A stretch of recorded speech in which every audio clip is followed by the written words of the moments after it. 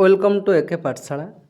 तो जो मैंने निजक ओटीटी एग्जाम प्रस्तुत करुँच से ये भिडियो बहुत गुरुत्वपूर्ण भिडियो आम आलोचना करवा ओटीटी एग्जाम जो लैंग्वेज क्वेश्चन आसे।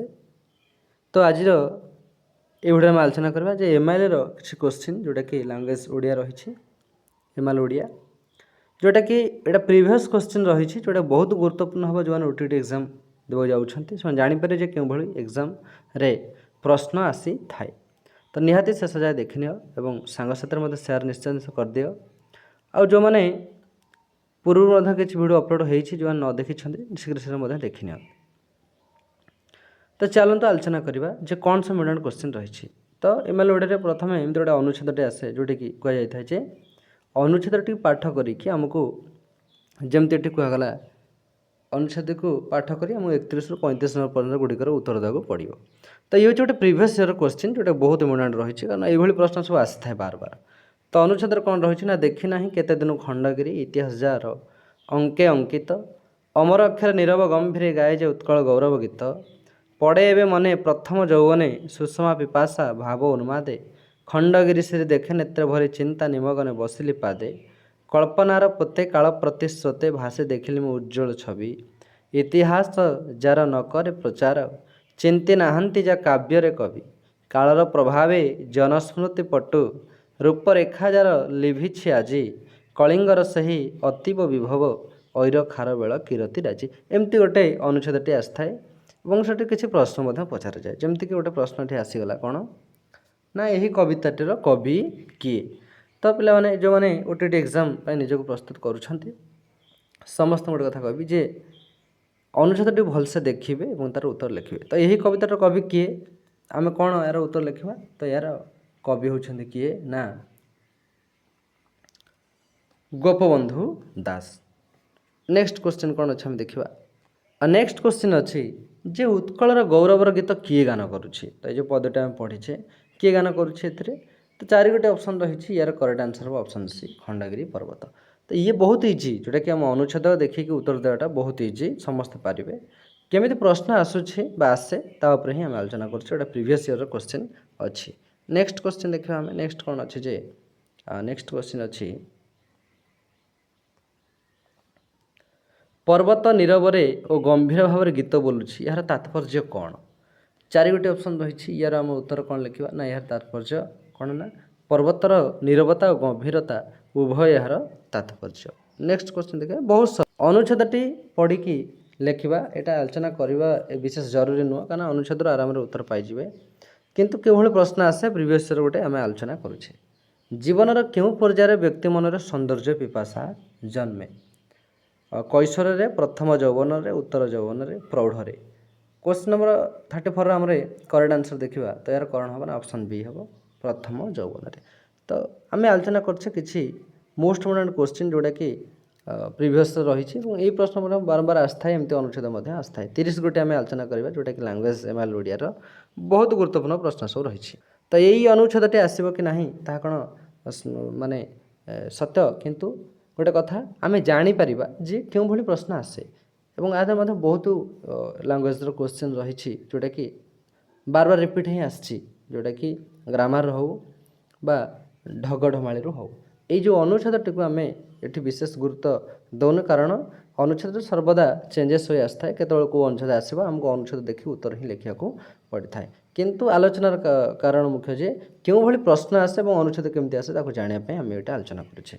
तो कलिंगर क्यों कहानी साक्षी खंडगिरी कलिंगर वीरत्व कलिंगर नौवाणिज्य कलिंगर राजर्य अशोकों कलिंग युद्ध। तो 35 करेक्ट आंसर हम ऑप्शन सी आमर जे खारवेलंकर राजर्य। तो पद्यर गोटे अनुच्छेद आसता है गद्यर सेमती गोटे अनुच्छेद आसता है जमती कि गोटे अनुच्छेद देला 36 ରୁ 40 पर्यंत गुड़िकर उत्तर दियो।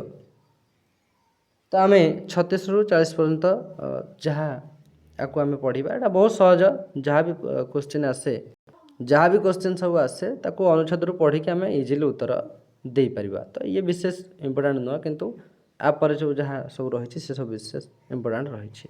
नेक्स्ट रही जमराज नचिकेता को 3टी वर प्रार्थना करते कहीं। तो अनुच्छेद अनुसार कौन यार उत्तर हम 36 ना ऑप्शन सी नचिकेता जमराज द्वार देश 3 दिन अनाहार अपेक्षा कर रही थे। नेक्स्ट क्वेश्चन अच्छी ନଚିକେତାଙ୍କୁ ଯମଦ୍ୱାର ନିକଟରେ ଅପେକ୍ଷା କରିବାକୁ ପଡ଼ିଲା କାହିଁକି? 37 କରେକ୍ଟ ଆନ୍ସର କ'ଣ ହେବ ନା ଅପସନ୍ ସି ଯେ ଯେକୌଣସି ଜୀବନ୍ତ ପ୍ରାଣୀ ଯମପୁରକୁ ଯାଇପାରେ ନାହିଁ। ନେକ୍ସଟ 38 ଅଛି ନଚିକେତା ପ୍ରଥମ ବରଟି ପିତାଙ୍କର ଆନନ୍ଦ ପାଇଁ ପ୍ରାର୍ଥନା କରିଥିଲେ କାହିଁକି? ତ ଏହାର କ'ଣ ଉତ୍ତର ହେବ ଆନ୍ସର ହେବ ନା ଅପସନ୍ ଏ ପିତା ନିଜ ଇଚ୍ଛା ବିରୁଦ୍ଧରେ ବିରକ୍ତ ହୋଇ ନଚିକେତାଙ୍କୁ ଯମକୁ ଦେଇ ଦୁଃଖରେ ଥିଲେ। ତ ଅନୁଚ୍ଛେଦଟି ଏଇଭଳି ଆସିଥାଏ, ଆମକୁ ଅନୁଚ୍ଛେଦ ଦେଖି ଉତ୍ତର ଦେବାକୁ ପଡ଼ିଥାଏ। ନେକ୍ସଟ ଅଛି ନଚିକେତା ନିଜ ପାଇଁ କିଛି ମାଗିନଥିଲେ କାହିଁକି? ତ ଏହାର କରେକ୍ଟ ଆନ୍ସର କ'ଣ ହେବ ନା ବ୍ୟକ୍ତିଗତ ସୁଖ ପାଇଁ ମଣିଷ ଜୀବନ ଅଭିପ୍ରେତ ନୁହେଁ ବୋଲି ସେ ଶିକ୍ଷା ଲାଭ କରିଥିଲେ। ନେକ୍ସଟ କ୍ୱେଶ୍ଚିନ୍ ଆସିଗଲା, ଏଇ କ୍ୱେଶ୍ଚିନ୍ ଗୁଡ଼ା ବହୁତ ଇମ୍ପୋର୍ଟାଣ୍ଟ, ପ୍ରତିବର୍ଷ ଏଠି ରିପିଟ୍ ଆସେ, ଏଇଟା ଅନୁଚ୍ଛେଦରୁ ନୁହେଁ। ଏଇ ପ୍ରଶ୍ନ ଗୁଡ଼ିକ ଯେଉଁମାନେ OTT ଏକ୍ଜାମ୍ ପାଇଁ ନିଜକୁ ପ୍ରସ୍ତୁତ କରୁଛନ୍ତି ନିହାତି ଏଇ କ୍ୱେଶ୍ଚିନ୍ ଗୁଡ଼ିକ ସେମାନେ ଭଲ ଭାବରେ ମନେ ରଖିବା ଦରକାର, କାରଣ ଏଇ ପ୍ରଶ୍ନ ଗୁଡ଼ିକ ବାର ବାର ପରୀକ୍ଷାରେ ଆସିଥାଏ। କ'ଣ କ୍ୱେଶ୍ଚିନ୍ ଅଛି ଯେ କେଉଁଟି ଠିକ୍? ପ୍ରୀତି ପ୍ରୀତି ପ୍ରୀତି ପ୍ରୀତି, ଚାରି ଗୋଟି ପ୍ରୀତି ଲେଖା ହେଇଛି। ତ ଏହାର କରେକ୍ଟ ଆନ୍ସର ହେବ ଆମର ଅପସନ୍ ବି ଯେ ଦୀର୍ଘଇ ପରେ ଦୀର୍ଘଇ ତାପରେ ତରେ ହସେ ପ୍ରୀତି। 41 କେଉଁଟି ପଦ୍ମର ପ୍ରତିଶବ୍ଦ ନୁହେଁ? ପୁଷ୍କର, ତାମରସ, ଅରବିନ୍ଦ, ପତତ୍ରୀ। ତ ଏଇ କ୍ୱେଶ୍ଚିନ୍ ଗୁଡ଼ା ନିହାତି ଆମକୁ ଦେଖିବାକୁ ପଡ଼ିବ OTT ଏକ୍ଜାମ୍ ଦେବା ପୂର୍ବରୁ, ସେଥିପାଇଁ ଆମେ ଆଲୋଚନା କରୁଛେ ଯେ ପ୍ରିଭିୟସ୍ ଇୟର୍ରେ କ'ଣ ସବୁ କ୍ୱେଶ୍ଚିନ୍ କେମିତି ସବୁ କ୍ୱେଶ୍ଚିନ୍ ଆସିଛି। ଯଦି ଆମେ ଏଇ କ୍ୱେଶ୍ଚିନ୍ ଗୁଡ଼ିକ ଭଲସେ ମନେ ରଖୁଛେ, ୟାର ଉତ୍ତର ମନେ ରଖୁଛେ, ନିହାତି ଆମେ ପରୀକ୍ଷାରେ ବହୁତ ସାରା କ୍ୱେଶ୍ଚିନ୍ ଆଟେଣ୍ଡ କରିପାରିବା। ତ କେଉଁଟି ପଦ୍ମର ପ୍ରତିଶବ୍ଦ ନୁହେଁ? ତ ୟାର କରେକ୍ଟ ଆନ୍ସର କ'ଣ ହେବ ନା ଆମର ଅପସନ୍ ଡି ହେବ ପତତ୍ରୀ, ଯେଉଁଟାକି ପଦ୍ମର ପ୍ରତିଶବ୍ଦ ନୁହେଁ। 42 ଅଛି ଭେରି ଇମ୍ପୋର୍ଟାଣ୍ଟ କ୍ୱେଶ୍ଚିନ୍, ପରୋପକାରିତା ଏହା କି ପଦ? ଏଇ କ୍ୱେଶ୍ଚିନ୍ ଗୁଡ଼ିକ ବାର ବାର OTT ଏକ୍ଜାମ୍ରେ ଆସିଥାଏ।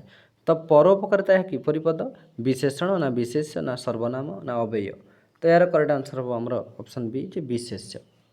ନେକ୍ସଟ ଛାତିକି ପଥର କରିବା, ଏହି ରୂଢ଼ିର ଅର୍ଥ କ'ଣ? ହଁ OTT ଏକ୍ଜାମ୍ର ଯେଉଁ ଲାଙ୍ଗୁଏଜ୍ରେ ଯେଉଁ 30 ଗୋଟି ପ୍ରଶ୍ନ ଆସେ ତା ଦେହରେ ଏମିତି ମଧ୍ୟ ଆମର MIL ଓଡ଼ିଆରେ ଯେଉଁମାନେ ଲାଙ୍ଗୁଏଜ୍ ରଖିଥିବେ ତା ଦେହରେ କ'ଣ ଆସେ ନା ରୂଢ଼ି ବି କିଛି ଆସିଥାଏ, ଯେମିତିକି ଆସିଛି ଛାତିକି ପଥର କରିବା, ଏହି ରୂଢ଼ିର ଅର୍ଥ କ'ଣ?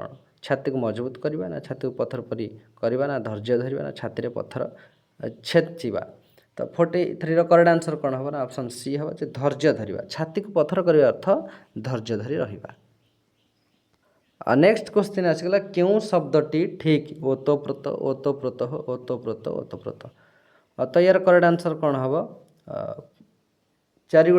ଗୋଟିଏ ଶବ୍ଦ ଚାରି ପ୍ରକାର ଲେଖାଯାଇଛି, ତ ଆମକୁ ସଠିକ୍ ଶବ୍ଦଟିକୁ ବାଛିବାକୁ ପଡ଼ିବ। ତା'ର ସଠିକ୍ ଶବ୍ଦ ହେବ ଓତପ୍ରୋତ ପ୍ରଥମଟି। ନେକ୍ସଟ ଅଛି କେଉଁଟି ପୁଲିଙ୍ଗବାଚକ ଶବ୍ଦ? ହଁ ଏଠି ଲିଙ୍ଗବାଚକ ମଧ୍ୟ ବହୁତ ଶବ୍ଦ ଆସିଥାଏ, ସ୍ତ୍ରୀଲିଙ୍ଗ ପୁଲିଙ୍ଗ ବାଛିବାକୁ କୁହାଯାଇଥାଏ। ତ କେଉଁଟି ପୁଲିଙ୍ଗବାଚକ ଶବ୍ଦ? ପତ୍ନୀ, ସପତ୍ନୀ, ଅସପତ୍ନ, ସପତ୍ନିକ। ତ ଏହାର କରେକ୍ଟ ଆନ୍ସର କ'ଣ ହେବ ନା ଅପସନ୍ ଡି ସପତ୍ନିକ। ଜିଣିବାର ଇଚ୍ଛା ଏକ ପଦରେ ପ୍ରକାଶ କଲେ କ'ଣ ହୁଏ? ଜିଣିବାର ଇଚ୍ଛା, ଜିଜ୍ଞାସା ନା ପିପାସ ନା ଜିଗୀଷା ନା ଶୁଶ୍ରୂଷା? ତ ଏହାର କରେକ୍ଟ ଆନ୍ସର କ'ଣ ହେବ ଆମର ଅପସନ୍ ସି ଜିଗୀଷା। ଜିଣିବାର ଇଚ୍ଛା ହେଉଛି ଜିଗୀଷା। ଏଇ କ୍ୱେଶ୍ଚିନ୍ ଗୁଡ଼ିକ ନିହାତି ମନେ ରଖିବାକୁ ଚେଷ୍ଟା କରନ୍ତୁ, କାରଣ ଏଇ କ୍ୱେଶ୍ଚିନ୍ ଗୁଡ଼ିକ ହିଁ ବହୁବାର ଆସିଥାଏ। ତ ଆମେ ଯେତେବେଳେ OTT ଏକ୍ଜାମ୍ ଦେବାକୁ ଯାଉଛେ MILର କ୍ୱେଶ୍ଚିନ୍ ହିସାବରେ ଏଇସବୁ କ୍ୱେଶ୍ଚିନ୍ ନିହାତି ମନେ ରଖିବା ଦରକାର, କାରଣ ବହୁତ ବାର ଏସବୁ ରିପିଟ୍ ହିଁ ଆସିଥାଏ ଏଇ କ୍ୱେଶ୍ଚିନ୍ ଗୁଡ଼ିକ। ନେକ୍ସଟ କ୍ୱେଶ୍ଚିନ୍ ଆସିଗଲା ବିଜ୍ଞ, ଏଥିରେ ଥିବା ଜ୍ଞଯୁକ୍ତ ବର୍ଣ୍ଣଟି କେଉଁ କେଉଁ ବର୍ଣ୍ଣ ସଂଯୋଗରେ ହୋଇଅଛି? ଚାରିଗୋଟି ଅପସନ୍ ରହିଛି। ତ ଏହାର କରେକ୍ଟ ଆନ୍ସର କ'ଣ ହେବ ନା ଅପସନ୍ ବି ହେବ ଜ ଯୁକ୍ତ ଜ୍ଞ, କ'ଣ ବିଜ୍ଞ। 40 ସେ ଗୋଟିଏ ଅତି ଦୁଷ୍ଟ ପିଲା, ଏଥିରେ ଥିବା ଅ ଏବଂ ତି ଏହା କି ପଦ? ବିଶେଷ୍ୟ ନା ବିଶେଷଣ ନା ଅବ୍ୟୟ ନା କ୍ରିୟା? ତ ଏହାର କରେକ୍ଟ ଆନ୍ସର ଅପସନ୍ ବି ବିଶେଷଣ। ନେକ୍ସଟ କ୍ୱେଶ୍ଚିନ୍ ଆସିଗଲା ବନ୍ଧୁର, ଏହାର ବିପରୀତ ଶବ୍ଦଟି କିଏ? ଶତ୍ରୁର ନା ଉଚା ନିଚା ନା ଖଦ ଖଦଡ଼ିଆ ନା ମସୃଣ? ତ କରେକ୍ଟ ଆନ୍ସର ହେବ ଆମର ମସୃଣ। ନେକ୍ସଟ କ୍ୱେଶ୍ଚିନ୍ ଅଛି ଜଣଙ୍କର ଉକ୍ତିକୁ ଅବିକଳ ଭାବରେ ପ୍ରକାଶ କରାଗଲେ ସେହି ଉକ୍ତିକୁ କେଉଁ ଚିହ୍ନ ମଧ୍ୟରେ ରଖାଯାଏ? ଉଦ୍ଧୃତ ଚିହ୍ନ ନା କମା ନା ହାଇପେନ୍ ନା ଦ୍ୱିତୀୟ ଛେଦ? ତ ଏହାର କରେକ୍ଟ ଆନ୍ସର ହେବ କ'ଣ ନା ଆମର ଉଦ୍ଧୃତ ଚିହ୍ନ। ଏଇ କ୍ୱେଶ୍ଚିନ୍ ଗୁଡ଼ିକ ବହୁତ ବାର ଏକ୍ଜାମ୍ରେ ଆସିଛି। ନେକ୍ସଟ କ୍ୱେଶ୍ଚିନ୍ ଦେଖିବା। ନେକ୍ସଟ ଅଛି କ'ଣ କି ଯେ ଜାତୀୟ ପତାକା କବିତାଟି ପଢ଼ାଇଲା ବେଳେ କେଉଁ ବିଶେଷ ଉଦ୍ଦେଶ୍ୟଟି ସାଧିତ ହୁଏ? ଶିକ୍ଷାର୍ଥୀ ଜାତୀୟ ପତାକା ବିଷୟରେ ଜାଣିବେ, ନା ଶିକ୍ଷାର୍ଥୀ ଜାତୀୟ ପତାକାର ବ୍ୟବହାର ସମ୍ପର୍କରେ ଜାଣିବେ, ନା ଶିକ୍ଷାର୍ଥୀ ଜାତୀୟ ପତାକାର ରଙ୍ଗ ବିଷୟରେ ଜାଣିବେ, ନା ଶିକ୍ଷାର୍ଥୀମାନଙ୍କର ଜାତୀୟ ପତାକା ପ୍ରତି ସମ୍ମାନ ଓ ସ୍ୱଦେଶ ପ୍ରେମ ବୃଦ୍ଧି ପାଇବ? ତ କରେକ୍ଟ ଆନ୍ସର ହେବ ଅପସନ୍ ଡି। ନେକ୍ସଟ କ୍ୱେଶ୍ଚିନ୍ ଅଛି, କବିତାରେ ଶିକ୍ଷାର୍ଥୀମାନଙ୍କର ରସାନୁଭୂତି ପାଇଁ ଶ୍ରେଣୀରେ କ'ଣ କରାଯାଇପାରିବ? କ'ଣ କରାଯାଇପାରିବ? ଶିକ୍ଷାଦାନର ଭାବ ଉନ୍ମୋଚନ ପରେ ଶିକ୍ଷାର୍ଥୀମାନେ ରସାନୁସାରିତ ଆବୃତ୍ତି କରିବେ, କି ଶିକ୍ଷକ ଉପଯୁକ୍ତ ଛନ୍ଦରେ କବିତାଟି ଗାନ କରିବେ, କି ଶିକ୍ଷକ ଉପଯୁକ୍ତ ଭାବରେ କବିତାଟି ଆବୃତ୍ତ କରିବେ, କି ସେହି ଛନ୍ଦର ଅନ୍ୟ ଏକ ଜଣାଶୁଣା କବିତା ଆବୃତ୍ତି କରିବେ? ତ ୟାର କରେକ୍ଟ ଆନ୍ସର କ'ଣ ହେବ ନା ଅପସନ୍ ଏ, ଯେ ଶିକ୍ଷାଦାନର ଭାବ ଉନ୍ମୋଚନ ପରେ ଶିକ୍ଷାର୍ଥୀମାନେ ରସାନୁସାରିଣୀ ଆବୃତ୍ତି କରିବେ। ନେକ୍ସଟ କ୍ୱେଶ୍ଚିନ୍ ଆସିଗଲା ଯେ ଆମର ଆଜିର ଯେଉଁ ପାଠ୍ୟପୁସ୍ତକ ରହିଛି କେଉଁ ନୀତି ଆଧାରରେ ପ୍ରସ୍ତୁତ? ଜାତୀୟ ଶିକ୍ଷାନୀତି 1986, ନା ପରିମାର୍ଜିତ ଶିକ୍ଷାନୀତି 1992, ନା ଶିକ୍ଷା ଅଧିକାର ଆଇନ 1909, ନା ଜାତୀୟ ପାଠ୍ୟକ୍ରମ ଆଧାର 2005? ତ ୟାର ସଠିକ୍ ଉତ୍ତର ହେବ ଅପସନ୍ ଡି, ଯେ ଜାତୀୟ ପାଠ୍ୟକ୍ରମ ଆଧାର 2005। ପରବର୍ତ୍ତୀ ପ୍ରଶ୍ନ ଆସିଲା, ଶିକ୍ଷାର୍ଥୀମାନେ ନୀରବ ପଠନ କରିବା ସମୟରେ ଶିକ୍ଷକଙ୍କ କାର୍ଯ୍ୟଧାରା କ'ଣ ହେବ? ଶିକ୍ଷାର୍ଥୀମାନେ ନୀରବ ପଠନ କରିବା ସମୟରେ ଶିକ୍ଷକଙ୍କ କାର୍ଯ୍ୟଧାରା କ'ଣ ହେବ? ଯେଉଁଟାକି ଏମ୍ଆଇଏଲ୍ର ପେଡାଗୋଜି କ୍ୱେଶ୍ଚିନ୍ ଏଇଟା ଅଛି।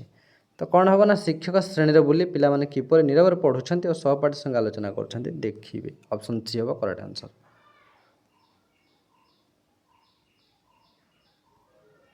ତାପରେ ଅଛି, ଅତିରିକ୍ତ ସାହିତ୍ୟ ଶିକ୍ଷାଦାନର ମୁଖ୍ୟ ଉଦ୍ଦେଶ୍ୟ କ'ଣ? ଏହାଦ୍ୱାରା ଶିକ୍ଷାର୍ଥୀ ଆନନ୍ଦ ଲାଭ କରିବେ, ନା ଏହାଦ୍ୱାରା ଶିକ୍ଷାର୍ଥୀ ବିଷୟବସ୍ତୁ ଜାଣିବେ, ନା ଏହାଦ୍ୱାରା ଶିକ୍ଷାର୍ଥୀଙ୍କର ଶବ୍ଦ ଜ୍ଞାନ ବଢ଼ିବ, ନା ଏହାଦ୍ୱାରା ଶିକ୍ଷାର୍ଥୀଙ୍କର ଭାଷା ଜ୍ଞାନ ବଢ଼ିବ? ତ ୟାର କରେକ୍ଟ ଆନ୍ସର ଅପସନ୍ ଏ ହେବ, ଏହାଦ୍ୱାରା ଶିକ୍ଷାର୍ଥୀ ଆନନ୍ଦ ଲାଭ କରିବେ। କେଉଁଟି ବ୍ୟାକରଣ ଶିକ୍ଷାର ଉଦ୍ଦେଶ୍ୟ ନୁହେଁ? ସଂଜ୍ଞାକୁ ମନେ ରଖିବା, ନା ଭାଷାକୁ ଶୃଙ୍ଖଳିତ ମାର୍ଜିତ କରିବା, ନା ନିର୍ଭୁଲ ଭାବରେ ଲେଖିବା, ନା ଶବ୍ଦ ଜ୍ଞାନ ବୃଦ୍ଧି କରିବା? ତ ସଂଜ୍ଞାକୁ ମନେ ରଖିବା, ଯେଉଁଟାକି ବ୍ୟାକରଣ ଶିକ୍ଷାର ମୁଖ୍ୟ ଉଦ୍ଦେଶ୍ୟ ନୁହେଁ। ତାପରେ ଆସିଲା ପରଜା, ଯେଉଁଟାକି ଗୋଟେ ଉପନ୍ୟାସ, ସମସ୍ତେ ଜାଣନ୍ତି ପରଜା ହେଉଛି ଗୋଟେ ଓଡ଼ିଆ ଉପନ୍ୟାସ। ଉପନ୍ୟାସର ଲେଖକ କିଏ ବୋଲି ଏଠି ପଚରାଯାଇଛି? କାହ୍ନୁଚରଣ ମହାନ୍ତି, ନା ବୀଣାପାଣି ମହାନ୍ତି, ନା ଗୋପୀନାଥ ମହାନ୍ତି, ନା ବ୍ରହ୍ମତ୍ରୀ ମହାନ୍ତି? ତ ୟାର କରେକ୍ଟ ଆନ୍ସର କ'ଣ ହେବ ଆମର ଅପସନ୍ ସି, ଯେ ଗୋପୀନାଥ ମହାନ୍ତି, ଯିଏକି ପରଜା ଯେଉଁ ଉପନ୍ୟାସ ତାର ରଚନା କରିଛନ୍ତି। ପରବର୍ତ୍ତୀ ପ୍ରଶ୍ନ ଆସିଲା, ଏହି କି ସେ ଆର୍ଯ୍ୟଭୂମି ଏ ଭୂମିର ସ୍ୱତ, ତୁମ୍ଭେ ଟିକେ ଆର୍ଯ୍ୟ ନାମ ଦାୟାଦ ଜଗତେ, ବିନା ଯୁଦ୍ଧେ ନ ଦେବାର ସୂଚ୍ୟଗ୍ର ମେଦିନୀ, ପଣ ଯେଉଁ ଆର୍ଯ୍ୟଙ୍କର ତାଙ୍କରି ଶୁଣିତେ, ବହିଟି କାହେ ଆର୍ଯ୍ୟ ତୁମ ଧମନୀରେ? ଏହି ପଦଟିର କବି କିଏ ବୋଲି ପଚରାଯାଇଛି? ବଳରାମ, ସାରଳା, ରାଧାନାଥ, ନା ମଧୁସୂଦନ? ତ ୟାର ସଠିକ୍ ଉତ୍ତର ଯଦି ଆମେ ଦେଖିବା କ'ଣ ହେବ ନା ଅପସନ୍ ସି, ରାଧାନାଥ ରାୟ ୟାକୁ ଲେଖିଛନ୍ତି। ଆଉ ନେକ୍ସଟ କ୍ୱେଶ୍ଚିନ୍ ଅଛି, ଆମେ ଆଲୋଚନା କରୁଛେ ଯେ OTT ଏକ୍ଜାମ୍ ପାଇଁ ଯେଉଁମାନେ ପ୍ରସ୍ତୁତ ନିଜକୁ କରୁଛନ୍ତି ସେମାନଙ୍କ ପାଇଁ ଲାଙ୍ଗୁଏଜ୍ର ଯେଉଁ ଏମ୍ଆଇଏଲ୍ ଓଡ଼ିଆ ରହିଛି ତା ଦେହରୁ 30ଟି ଇମ୍ପୋର୍ଟାଣ୍ଟ କ୍ୱେଶ୍ଚିନ୍, ଯେଉଁଟାକି ପ୍ରିଭିୟସ୍ ଇୟର୍ର ରହିଛି, ଯେଉଁ ସମସ୍ତେ ଜାଣିପାରିବେ ଯେ କେଉଁଭଳି ପ୍ରଶ୍ନ ସବୁ ଆସେ, ଏବଂ ଏଥିରେ ବହୁତ ଯେଉଁ ଗ୍ରାମାର କ୍ୱେଶ୍ଚିନ୍ ଏବଂ ପେଡାଗୋଜି କ୍ୱେଶ୍ଚିନ୍ ରହିଛି ଏମ୍ଆଇଏଲ୍ର, ତାହା ମଧ୍ୟ ବହୁତ ହେଲ୍ପଫୁଲ୍ ହେବ ଏକ୍ଜାମ୍ ପାଇଁ। ନେକ୍ସଟ କ୍ୱେଶ୍ଚିନ୍ ଅଛି, ଦେଶପ୍ରେମୀ କଏଦୀ କାହା ବିଷୟରେ ବର୍ଣ୍ଣିତ? ଗୋପବନ୍ଧୁ, ସଭରକର, ଲକ୍ଷ୍ମଣ ନାୟକ, ମହାତ୍ମା ଗାନ୍ଧୀ? ତ ୟାର ସଠିକ୍ ଉତ୍ତର ଯଦି ଆମେ ଦେଖିବା ତ ଏହାର ସଠିକ୍ ଉତ୍ତର କ'ଣ ହେବ ନା ଅପସନ୍ ବି ହେବ, ସଭରକର। ଶେଷ ପ୍ରଶ୍ନ, ଲାଷ୍ଟ କ୍ୱେଶ୍ଚିନ୍, ମୁଁ କାମ କରେ ଜୀବନ ଉପଭୋଗ କରିବା ପାଇଁ, କାମ ବ୍ୟତିରେକ ଆମେରିକାନ୍ ଜୀବନରେ ସୁଖ କଳ୍ପନା ଅସମ୍ଭବ, କାମ ଭିତରେ ଯେ ଆନନ୍ଦ ଲୁକାୟିତ ଅଛି ତା ଯେ ଜୀବନରେ ଥରେ ଚାଖିଛି ସେ ଆଉ ଛାଡ଼ିପାରିବ ନାହିଁ। ଏକଥା କିଏ କହିଥିଲେ? ମିଷ୍ଟର ବେକର, ମିସେସ୍ ବେକର, ବାରାକ ଓବାମା, ନିକ୍ସନ୍? ତ ୟାର କରେକ୍ଟ ଆନ୍ସର କ'ଣ ହେବ ନା ଅପସନ୍ ଏ ହେବ ଆମର ମିଷ୍ଟର ବେକର। ତ ଆମେ ଆଲୋଚନା କରିଥିଲେ OTT ଏକ୍ଜାମ୍ ଆଉ ପାଇଁ ଏବେ ତ ଆପ୍ଲାଏ ଚାଲିଛି, ପ୍ରାୟ ସରିଲାଣି, ବହୁତ ପିଲା ଆପ୍ଲାଏ କରିସାରିଲେଣି। ତ OTT ଏକ୍ଜାମ୍ ପାଇଁ ଯେଉଁ କ'ଣ ଏମ୍ଆଇଏଲ୍ ଓଡ଼ିଆର ଲାଙ୍ଗୁଏଜ୍, ଏମ୍ଆଇଏଲ୍ ଓଡ଼ିଆର ମାନେ ସବୁଠୁ ଭଲ ଇମ୍ପୋର୍ଟାଣ୍ଟ କ୍ୱେଶ୍ଚିନ୍, ଯେଉଁଟାକି ଲାଷ୍ଟ ପ୍ରିଭିୟସ୍ ଯେଉଁ ଇୟର୍ ସବୁ କ୍ୱେଶ୍ଚିନ୍ ସେଗୁଡ଼ା ସବୁ ଆମେ ଆଲୋଚନା କରୁଛେ। ଏଗୁଡ଼ା ସବୁ ଦେଖିଲେ ସମସ୍ତେ ଜାଣିପାରିବେ ଯେ କେଉଁଭଳି ପ୍ରଶ୍ନ ଏକ୍ଜାମ୍ରେ ଆସେ। ଏଥିରେ ବହୁତ ସାରା ପେଡାଗୋଜି କ୍ୱେଶ୍ଚିନ୍ ରହିଛି, ଏମ୍ଆଇଏଲ୍ର ପେଡାଗୋଜି କ୍ୱେଶ୍ଚିନ୍, ଏବଂ ଛନ୍ଦ ଏବଂ ବ୍ୟାକରଣଗତ କ୍ୱେଶ୍ଚିନ୍ ମଧ୍ୟ ରହିଛି, ଯେଉଁଟାକି ବହୁତ ହେଲ୍ପଫୁଲ୍ ହେବ OTT ଏକ୍ଜାମ୍ ପାଇଁ। ତ ଯେଉଁମାନେ ନ ଦେଖିଛନ୍ତି ପୂର୍ବରୁ ସବୁ ଭିଡ଼ିଓ ନିହାତି ଦେଖିନିଅନ୍ତୁ, ସାଙ୍ଗସାଥିରେ ସେୟାର କରିନିଅନ୍ତୁ, ଆଉ ଚ୍ୟାନେଲକୁ ସବସ୍କ୍ରାଇବ୍ କରିଦିଅନ୍ତୁ।